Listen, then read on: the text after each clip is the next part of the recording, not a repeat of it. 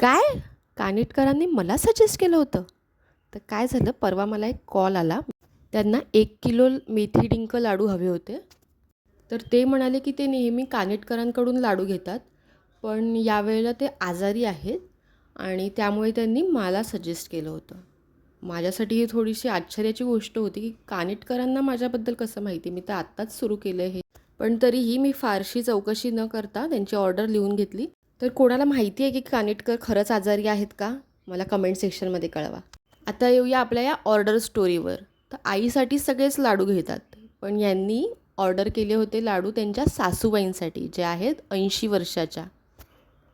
त्यांनी सांगितलं की त्यांच्या सासूबाईंना वाताचा थोडा प्रॉब्लेम आहे, त्यामुळे हे लाडू ते त्यांना देतात. पण त्यांची हाईट थोडी छोटी आहे, त्यामुळे लाडू बनवताना अगदी छोटे छोटे बनवा, असं त्यांनी मला सजेस्ट केलं होतं. तर जावयांकडून सासूबाईंची एवढी काळजी फार क्वचित पाहायला मिळते, त्यामुळे मला त्यांचं फार कौतुक वाटलं. तर 1 किलोच्या मेथी लाडूबरोबर मी त्यांना ड्रायफ्रूट लाडू देखील सॅम्पल म्हणून दिले होते. आणि दोन्ही लाडूचे फीडबॅक मी या व्हिडिओच्या शेवटी जोडलेले आहेत. तर जर तुम्हाला देखील ऑर्डर करायची असेल तर वरील दिलेल्या नंबरवर तुम्ही संपर्क करू शकता. चला तर मग पटापट ऑर्डर करा.